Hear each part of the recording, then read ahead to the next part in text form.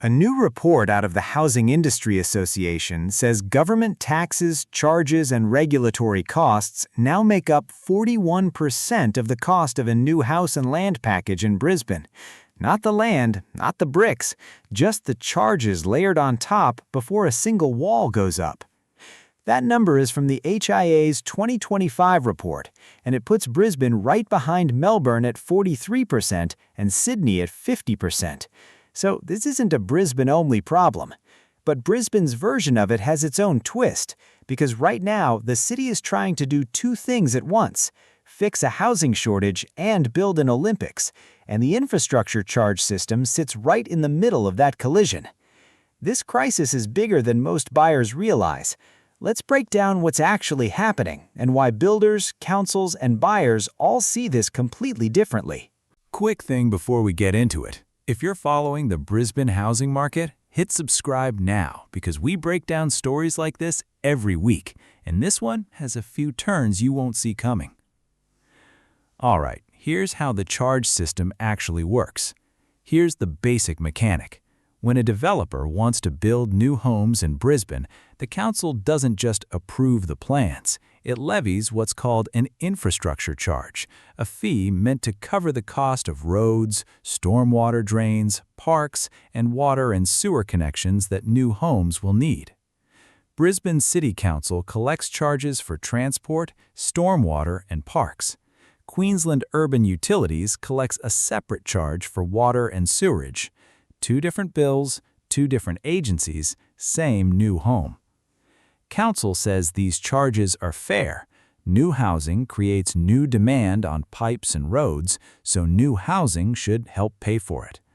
Developers say the charges have gotten so large, in some cases tens of thousands of dollars per dwelling, that they're now one of the reasons projects don't get built at all. And buyers, who never see the charge directly, end up paying for it anyway because it gets built into the price of the finished home. So you've got three groups looking at the exact same fee and reaching three different conclusions about what it actually is. Brisbane's infrastructure charges run under something called the Brisbane Infrastructure Charges Resolution. The council updates it every year. The version operating right now, Resolution number 14, took effect on the 1st of July 2025. Before that, it was Resolution 13 in 2024 and 12 in 2023. Every year, the number moves. Industry analysis from Development Feasibility Group, Feasley, puts Brisbane's typical infrastructure contribution at around $32,000 per dwelling under the capped system Queensland uses statewide. Compare that to Adelaide, where the same kind of project averages roughly $6,000 per dwelling. That's not a small gap. That's nearly a tenfold difference between two Australian capital cities just because of where the project happens to sit. For townhouse projects specifically, council application and infrastructure charges in Brisbane range from $5,000 to $20,000 depending on location and site conditions, according to recent Brisbane-based building cost data. And on top of all that, water and sewer charges get indexed separately by urban utilities, tied to a construction price index. So a charge calculated today can actually grow by the time it's paid at connection stage. Back in 2023, Lord Mayor Adrian Schrinner stood at a Brisbane Housing Company development site in Chermside and said the quiet part out loud. He said construction costs had ratcheted up around 30% during the pandemic, and that when builders went to actually build, the real cost was so much higher than they'd budgeted that projects just weren't going ahead. That's a sitting mayor admitting the math wasn't working. But that's just one part of the story. The numbers behind it hit even harder. So what did council actually do about it?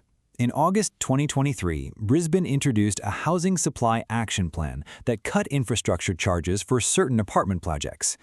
Developments approved between January 2022 and August 2023 got a 75% reduction.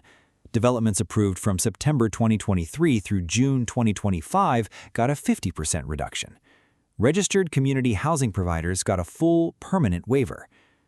Brisbane Housing Company's projects director, Greta Egerton, told the urban developer the relief was real money. Across 3 projects in their pipeline, she said, the savings worked out to just over $2 million total. That's not symbolic. That's the difference between a project getting built and a project sitting on a shelf. But here's where it gets messy. Council had actually increased infrastructure charges in July 2023, only weeks before announcing the cuts. So developers watched the same council raise the cost, then slash it within the same financial year. That kind of whiplash doesn't exactly build confidence for anyone trying to plan a project 2 or 3 years out. And the discount window itself was always temporary. The 50% reduction was only available for projects approved by 30 June 2025, with applications for the reduction due before April 1, 2026. So the relief was never permanent. It was a bridge, not a fix. Meanwhile, the broader market kept moving. Brisbane's median dwelling value hit $1,126,149 in May 2026, up 19.1% over the year, according to property data tracked by CoreLogity. House prices specifically reached $1,232,690. Brisbane's rental vacancy rate sat at just 0.9% in May 2026, well under the national rate of 1.2%, with rents climbing 6.6% annually. Demand is not the problem, supply is. And supply has actually been falling behind for years. Analysts estimate Brisbane needs roughly 14,000 new dwellings a year just to keep pace with population growth. In 2024, only 1,523 apartment units were completed citywide. Queensland building approvals have been described by market analysts as volatile and essentially flat through early 2026, up sharply one month, down the next, never settling into the kind of steady climb the city actually needs. If that sounded bad, the business side of this shocked analysts even more. Now, layer the Olympics into this. Brisbane is hosting the 2032 Games, and construction for Olympic venues, the Cross River Rail Project, and Brisbane Metro is already competing for the same concrete, steel, and skilled trades that residential builders need. CBRE has forecasted that only around 3,100 new inner-city dwellings will be built per year between 2026 and 2031, as games-related construction soaks up capacity that would otherwise go into housing. HIA economists have been blunt about where they think the real fix lies. Their argument is that lowering the cost of delivering new homes, meaning land supply, planning approval speed, and government charges, matters more right now than demand-side stimulus. The HIA Executive Director Keith Ryan pointed out that over the last 25 years, the price of a typical residential lot has risen more than 4 times faster than actual construction costs nationally. The HIA's view is that those rising land and charge costs get capitalized straight into the price new buyers pay, because the costs are paid up front by developers and then passed down the chain. Builders, for their part, have been dealing with insolvencies and labor shortages on top of the charges, which is part of why Queensland dwelling completions have stayed near decade lows, even while approvals occasionally spike.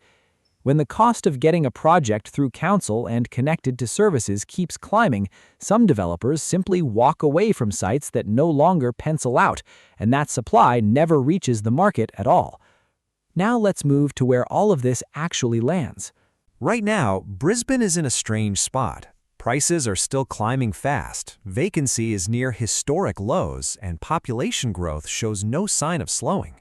At the same time, the temporary infrastructure charge discounts that helped some projects get built are winding down, the Olympics build is about to start competing harder for labor and materials, and the underlying charge structure, the $32,000 or so per dwelling baked into Brisbane's capped system, isn't going away. Council will keep saying the charges fund infrastructure the growing city actually needs. Developers will keep saying the charges are pricing marginal projects out of existence. And buyers, who never see a line item for any of this on settlement day, will keep paying for it anyway, built quietly into a purchase price that just keeps climbing. This is the part of the housing story that doesn't get talked about as much as interest rates or migration numbers, but it's sitting underneath almost every new home built in this city. And that's why homeowners, renters, and investors across Brisbane are all watching this space closely right now. The market is shifting faster than anyone expected, and as the city heads deeper into its Olympic decade, this quiet cost sitting inside every new build is about to get a lot harder to ignore. If this is the part of the market nobody's watching closely enough, it might end up being the part that matters most over the next 5 years.